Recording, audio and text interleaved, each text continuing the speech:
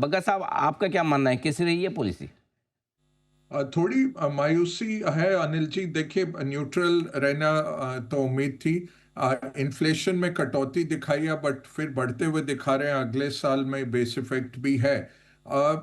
जून की पॉलिसी से क्या प्रोत्साहन मिला था मार्केट को कि ये एक क्लासिकल सेंट्रल बैंकर जैसे बिहेव कर रहे हैं कि हम डेटा ड्रिवन ही नहीं है, मीटिंग टू मीटिंग नहीं है, बट एक दम लगा के जो 50 बेसिस पॉइंट का रेट कट किया था, उससे मार्केट बहुत प्रोत्साहित हुआ था। आज क्या अपॉर्चुनिटी थी कि प्री कोविड आपका रेट का जो बॉटम था 5.15 था, वो 4% पे काटा कोविड में, फिर 6.5 में ले गए इन्फ्लेशन को कंट्रोल करने। तो हमारी उम्मीद ये थी कि 5.25 के करीब ले आएंगे, कि प्री कोविड के टाइम का जो रेट था वो टर्मिनल रेट हम दर्शा रहे हैं। तो एक मिस्ड अपॉर्चुनिटी है। आगे जाके जब स्लो डाउन आता है इकोनॉमी में, तो फिर तब हमें ये रिमोर्स ना हो कि ये आज मिस्ड अपॉर्चुनिटी। इसी के चलते थोड़ा रिएक्शन आया मार्केट का हल्का सा। बाकी न्यूट्रल रहना वो तो तय ही था। क्योंकि फ्लेक्सिबिलिटी रहती है दो तरफा उससे। और इन्फ्लेशन का जो नंबर घटाया, मुझे तो लगता है 3% पे आएगा इन्फ्लेशन। 3.1 भी नहीं, 3 के करीब आएगा। अगले साल का जो बढ़ना इन्फ्लेशन है, वो अब देखना पड़ेगा। काफी उसमें फैक्टर्स जाते हैं। कोर इन्फ्लेशन बोले हैं कि 4% रहेगा। तो वो सरकार को जरूर देखना है। सरकार की जेब में लाखों करोड़ गए हैं पेट्रोल और डीजल के चलते। जब कीमतें बाहर घटी हैं, हम $90 पे बैठे हैं प्राइसिंग में। वहां पे सरकार के पास गुंजाइश है इकोनॉमी का चक्का चलाने के लिए, कि कटौती करें फ्यूल प्राइसेस में, और थोड़ी राहत दें जो कंज्यूमिंग क्लास है, जो इंडस्ट्रियल क्लास है। तो ये तीन अहम मुद्दे रहेंगे अनिल जी। इन्फ्लेशन इनके एस्टिमेट से कम आएगा। जीडीपी जो फ्लैट रखा है, वो तो अभी जो है, अगर फिजिकल इंटरवेंशन नहीं आता है, उतना आना बहुत मुश्किल है। 6.5 नहीं दिखता है। तीसरा, स्टैंड तो न्यूट्रल, सो 2/3 ठीक है। कोई कोटेशन नहीं आया तो कुछ सीखने को नहीं मिला। दास साहब में एटलीस्ट गांधी जी याद आ जाते थे हर बारी। आइए अब, क्या अगली बार पॉलिसी में रेट कट की उम्मीद रखी जाए, ये मेरा सवाल है सारे एक्सपर्ट से। बग्गा साहब, आपको लगता होगा? अभी काफी चीजें बदलेंगी अक्टूबर तक अनिल जी, तो देखते हैं। एक रेट कट और आएगा दिसंबर से पहले, तो वो अब देखते हैं कौन सी पॉलिसी में करेंगे।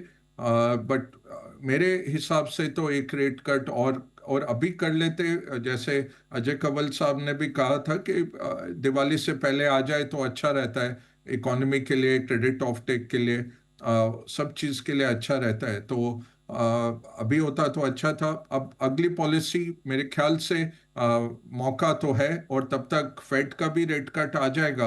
अगर फेड 50 बेसिस पॉइंट कर देता है कैचअप मोड में, तो फिर आरबीआई के ऊपर थोड़ा प्रेशर आ जाता है कि वो फिर अक्टूबर में मूव कर जाएंगे। तो देखते हैं अब। बट मुझे लगता है दिसंबर से पहले एक रेट कट और होना चाहिए। ब्राज़ील के राष्ट्रपति की तरफ से बयान आते हुए दिख रहे हैं। उन्होंने कहा कि मैं ट्रंप को फ़ोन नहीं करने वाला, और ब्रिक्स देशों के साथ जो ट्रंप का व्यवहार है वो ठीक नहीं है। फ़ोन अगर मुझे करना ही है तो भारत के प्रधानमंत्री मोदी जी को करूंगा, ऐसा ब्राज़ील के राष्ट्रपति की तरफ से बयान आता हुआ दिख रहा है। बड़ा इंटरेस्टिंग स्टेटमेंट आता हुआ दिख रहा है। ब्रिक्स देश, अब इसका मतलब ये माना जाए कि थोड़ा ट्रंप की ये इस तरह की जो हरकतें हैं उसके खिलाफ थोड़ा सा स्टैंड लेते हुए दिख रहे हैं, और उन्होंने साफ कहा कि ट्रंप से बातचीत करने में मेरी कोई दिलचस्पी नहीं है। ये बड़ी बात है ना? भड़केंगे ट्रंप फिर से। तो लेकिन फिलहाल ब्राज़ील के राष्ट्रपति ने उनको आईना दिखाने की कोशिश की, ठीक वैसे ही जिससे भारत ने भी अपना स्टैंड दिया डेटा के साथ कि हम कम कारोबार करते हैं रूस के साथ, यूरोपियन यूनियन ज़्यादा करता दिखा है, और ब्रिक्स के देशों ने साफ कहा है कि ट्रंप का व्यवहार ब्रिक्स देशों के साथ ठीक नहीं है। बग्गा साहब, कैसे देखते हैं आप इस स्टेटमेंट को? नहीं, बिल्कुल लॉजिकल है अनिल जी। और देखिए, ट्रंप ने, जस्टिन ट्रूडो हारे हुए थे कनाडा के। 40% पॉपुलैरिटी उनकी कम थी कंजर्वेटिव के सामने। और ट्रंप ने जितवाया मार्क कार्नी को, बोल बोल के कि 91वां स्टेट हमारा कनाडा बन जाए, ग्रीनलैंड को हम टेक ओवर कर लें, कनाडा डिफेंस में नहीं करता खर्चा। वो मार्क कार्नी जीत गए उसको। तो ये सबसे बड़ा इंजेक्शन आप कह सकते हैं प्रोत्साहन का ब्राजीलियन कम्युनिस्ट गवर्नमेंट को मिला है। ये ट्रंप ने जो 50% टैरिफ लगाए हैं, क्योंकि जो किसान हैं जो भेजते हैं उत्पादन और साथ में मीट भेजते हैं अमेरिका को, वो सारे राइट विंग सपोर्टर्स हैं बोल्सोनारो के। अब इस तरह से ट्रंप ने लगाया और कहा कि आप जो पुराने राष्ट्रपति थे उनको आप प्रोसिक्यूट नहीं कर सकते। साथ सुप्रीम कोर्ट के जस्टिसेस के वीजा कैंसिल कर दिए और बोला अगर आप आएंगे अमेरिका में तो हम आपको गिरफ्तार कर लेंगे। सुप्रीम कोर्ट के जो चीफ जस्टिस हैं उनके ऊपर सैंक्शंस लगा दिए। तो इस सब में क्या हुआ है कि एक लहर दौड़ पड़ी पेट्रियोटिज्म की, और जो लूला है जो कम्युनिस्ट अभी प्रेसिडेंट हैं पावर में, उनका अप्रूवल रेटिंग कहीं ज्यादा बढ़ गया। तो वो अब यही गेम खेल रहे हैं, वो दिखा रहे हैं पेट्रियोटिज्म। और ट्रंप ने बिल्कुल वो वॉक इन कर गए हैं, ये आर्ट ऑफ डील और ये सब बोलते रहते हैं कि मेरे से बड़ा कोई डीलिंग नहीं है।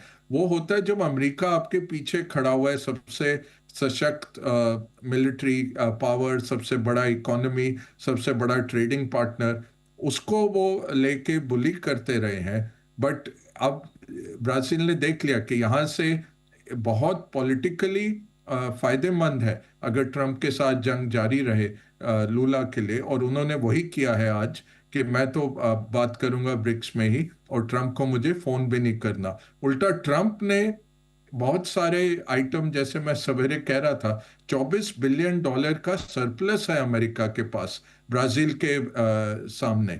आपको टैरिफ लगानी ही नहीं चाहिए ब्राजील पे, क्योंकि अगर वो आपके माल पे टैरिफ लगा देंगे आपको ज्यादा नुकसान होने का डर है। तो ब्राजील सक्षम है, उसके पास तेल भी है, अपना कमोडिटीज भी है, बहुत बड़ा राष्ट्र है, यूपी जितना उसका पॉपुलेशन है, 24 करोड़ का पॉपुलेशन है, सबसे बड़ा इकोनॉमी है साउथ अमेरिका का। उस पे आप इस तरह से टैरिफ लगा देते हैं और 50%, और बिल्कुल हस्तक्षेप कर रहे हैं उनके अंदरूनी मामलों में। तो ये लूला ने बहुत अच्छा एक पैंतरा खेला है, राजनीतिक पैंतरा है।